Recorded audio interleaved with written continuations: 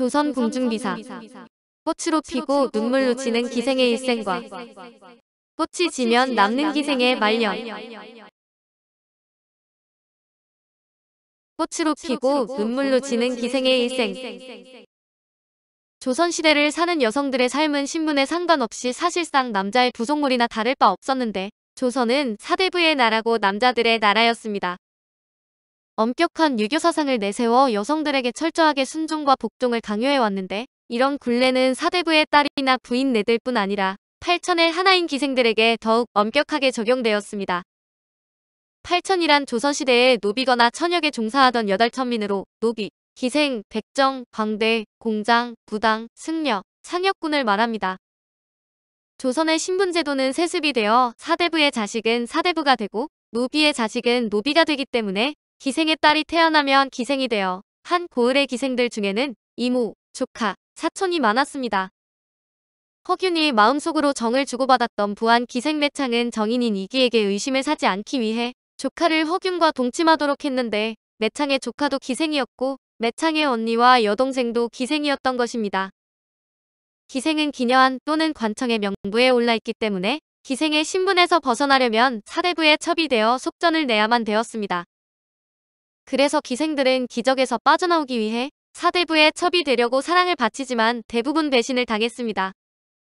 군산월은 함경도 명천의 기생인데 유배를 온 홍문관결이 김진영을 사랑해 마천령까지 따라오지만 돌아가라는 한마디에 피눈물을 흘리며 걸음을 돌려야 했습니다. 군산월의 모습에서 사대부와 기생의 사랑이 얼마나 허망한 것인지 엿볼 수 있는데, 김진영은 꽃다운 군산월과 사랑을 나눈 것이 여간 흡족한 것이 아닌 모양이었습니다. 군산월이 앞에 있으면 눈앞에 꽃이 핀 듯하고 뒤에 있으면 선동이라고 표현하면서 기락이 끔찍하다라고 말하지만 결국 그 사랑을 헌신짝처럼 버린 것입니다. 서명빈을 사랑했던 함은기생 출연도 한양까지 달려와 사랑을 호소하지만 다시 그 길을 돌아와야 했습니다. 그래도 관기에 비해 사기는 자유로운 편이었는데, 황진이, 성산월, 매창, 문심 같은 사기들은 어떤 연유로 사기가 되었는지는 알 수 없으나 당당하게 한 세상을 살았습니다. 기생은 어릴 때부터 교방에서 기예를 배우는데 사대부의 사랑을 얻기 위해 학문을 배우고 춤과 노래를 익혔습니다. 기생들은 어린 동기 시절을 지나 15세가 되면 머리를 올렸는데, 어린 나이에 술을 마시고 남자를 받아들이면 진정한 사랑을 만날 시간도 없이 정신이 황폐해졌습니다. 낮에는 선비들의 시회나 잔치에 불려가고 밤에는 사내들의 품을 전전하다 20세가 되면 노기 또는 퇴기 취급을 받게 됩니다. 관기들은 매일같이 수청을 들어야 했는데 상반기생은 고을 수령의 차지가 되고 보통기생은 고을을 찾아오는 손님, 지나가는 일반 선비의 수청을 들었습니다. 하루도 거르지 않고 매일같이 수청을 들다 견디지 못해 달아나기까지 했던 공주기생의 고백은 눈물 겪기까지 합니다. 기생은 죄인만도 못한 신분인데 변경에 있는 관기들은 나라에 죄를 짓고 유배를 온 죄인들의 시중까지 들어야 했습니다.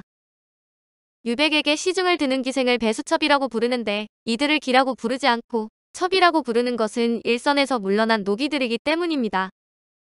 기생들도 사랑을 해서 한 사내의 지극한 사랑을 받고 싶어 하지만 거리의 여자, 청루의 여자인 기생을 첩으로까지 들여서 일생을 돌봐주려는 사대부는 흔치 않았습니다. 기생은 걸음더미 속의 꽃으로 밤에는 기루의 향연에서 화려하게 피어나지만 그곳에는 술 냄새와 사대부들의 악취가 풍겨 술과 사대부들의 악취를 마시고 늙어갔습니다.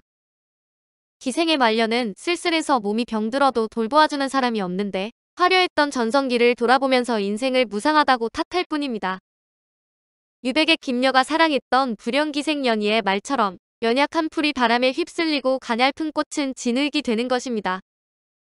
황진이와 성산월 같은 기생은 조선을 뒤흔들었는데 학문과 기회가 뛰어난 이유도 있었지만 자신의 정체성을 찾아 사대부들 앞에서 당당하려고 했기 때문입니다. 황진이는 허위와 위선에 가득 찬 남자들을 농락했고 성산월은 평안한 말년을 보내기 위해 부호의 첩이 되었습니다. 동정추는 심수경의 첩이 되는 것이 일생의 소원이었으나 심수경은 죽을 때 함께 묻히겠다고 굳게 약속을 했지만 지키지 못하는데, 동정추는 죽을 때 자신의 비석에 심수경의 첩이라고 써달라고 유언을 남깁니다. 평양의 칠성문 박선현동에는 평양의 기생들이 죽으면 묻히는 공동묘지가 있는데, 화려한 전성기는 봄날과 같이 사라지고 기생들의 무덤에는 오늘도 쓸쓸한 바람이 불고 있습니다.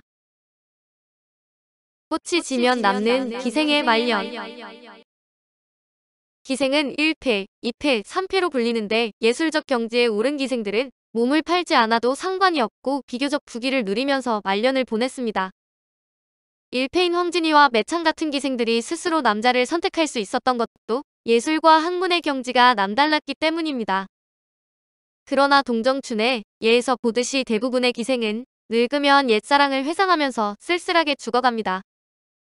미모가 뛰어나 장안을 휩쓸던 기생들도 늙고 병들면 남자들의 관심에서 멀어져 1패에서 2패로, 2패에서 3패로 전락을 합니다. 3패는 타박몰이라고 불리는데 매춘을 전문으로 하는 창녀들을 가리키는 것으로 매춘은 기류에서도 이루어지지만 주막이나 색주가에서도 이루어졌습니다. 읍촌의 장터, 길가의 주막에는 주모를 비롯하여 많은 작부들이 술과 몸을 팔았습니다. 이들 외에도 화랑유녀가 있는데 화랑유녀는 봄, 여름에는 없이 가을과 겨울에는 산속에 있는 사찰에서 머물며 술과 몸을 팔았습니다. 성종 3년인 1472년 예조에서 올린 기록에 화랑유녀를 엄격하게 단속해야 한다는 대목이 보이며 이 때문에 매춘과의 전쟁이 선포되기도 했습니다. 성종실록 20권 성종 3년 7월 12일 일사 4번째 기사 1472년 명성어 8년 예조에서 음란한 짓을 금지하는 조목을 기록하여 아르다. 예조에서 아르기를 이제 전교를 받으니 진언하는 사람의 말 가운데 우리 동방이 기자 이래로 교화가 크게 행하여져 남자는 열사의 풍이 있었고 여자는 정정의 풍이 있었으므로 역사에도 소중하라 칭하였습니다. 요즘 들으니 음란한 여자가 전에는 다만 양성현의 가천에 있었는데 이제는 사방해원, 관거영진 사이에 또한 많이 있어 봄과 여름에는 어량의 세금을 거두는 장소에 가고 가을과 겨울에는 산갈의 성사에 놀러가 음란한 짓을 마음대로 행하여 교화를 오염시킨다고 하니 수령 만호 역성으로 하여금 검찰하여 엄중하게 논주하도록 하는 것이 편합니다. 라고 하였습니다. 신등이 음란한 풍속을 자세하게 살펴보건대 법으로 엄하게 다스릴 바입니다. 이제 유녀라 칭하고 혹은 화랑이라 칭하며 음란한 짓을 제멋대로 하니 이를 금지하는 조목을 뒤에 자세히 기록합니다. 화랑과 유녀가 음란한 짓을 하여 이득을 꾀하고 승려와 속인이 서로 즐겨 괴이하게 여기지 아니하니 남녀의 둘을 어지럽게 하여 강상을 훼손하는 자는 소재지의 수령 만호 찰방 역승으로 하여금 엄중하게 규찰하게 하여 범한 자는 범간율에 한 등을 더하여 논주하고 양가의 여자와 중승은 잔업의 노비로 영속하소서.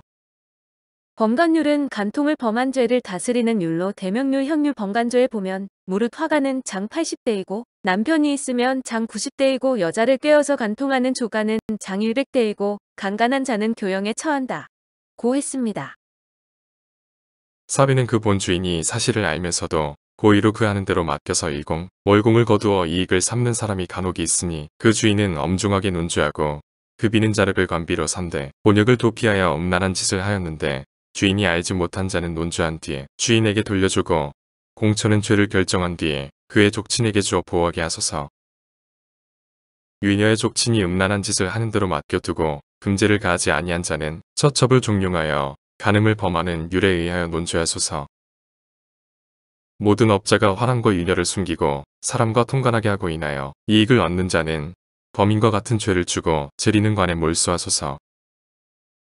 수령 만호 찰방 역승 등이 부지런히 검찰하지 아니하여 관내로 하여금 화랑과 유녀를 숨기게 하는 자는 이정색장과 함께 제서 유유로서 단죄하고 도망하여 숨었거나 피하여 가서 쉽게 적발하지 못하는 사람이 있으면 사람들로 하여금 고발하게 하여 상을 주되 한결같이 도로한 공처를 고발한 예에 의하소서. 제서유의율은 임금의 교지와 세자의 영지를 위반하는 자를 다스리는 율로 대명률 이율 제서유의조에 무릇제서를 받들어 시행하는 데 위반하는 자는 장 100대에 처하고 황태자의 영지를 어기는 자도 죄가 같다. 했습니다.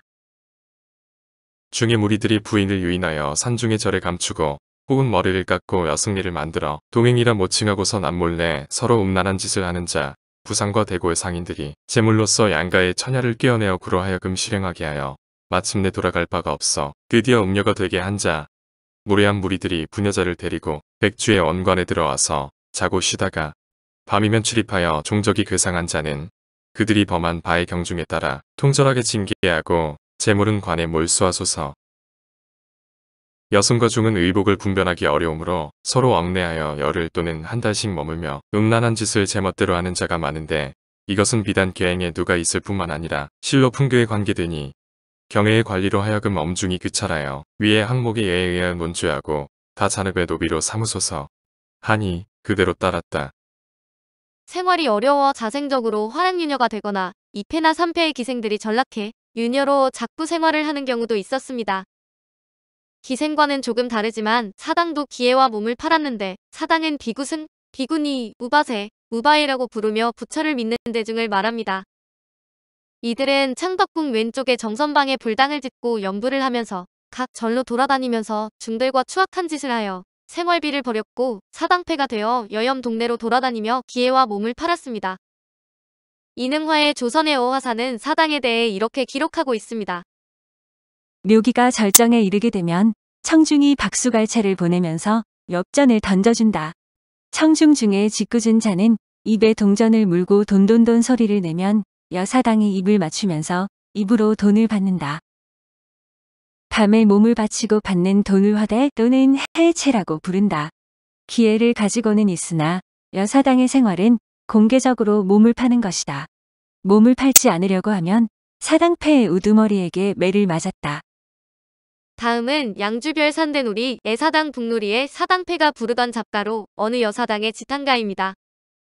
한산지세 모시해 제2상의의 지해 안성지청용사해 사당의 엽거해 한산세모시로 잔주름 곱게 곱게 잡아 입고 안성청룡사로 사당질 가세 농지수해 문선지환해 차안피한 구섬집해 이내 손은 문고리인가 이놈도 잡고 저놈도 잡네 농지구해 주순집에 해 차안피한 고친잡해 이내 입은 술전인가 이놈도 빨고 저놈도 빠네 농지복해 진도지선에 차한피한 부탑승해 이내 배는 나룻배인가 이놈도 타고 저놈도 타네 손목과 입술을 문고리와 술잔에 비유한 시는 재치가 넘치지만 그 속에 담긴 내용은 그들의 삶의 애환을 느끼게 합니다.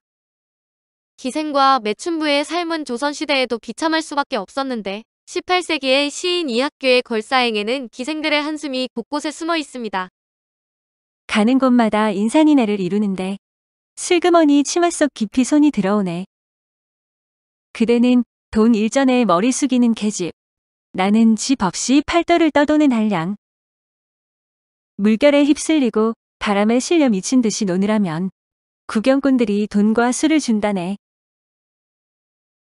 오늘 조선 궁중비사는 꽃으로 피고 눈물로 지는 기생의 일생과 꽃이 지면 남는 기생의 말년이었습니다.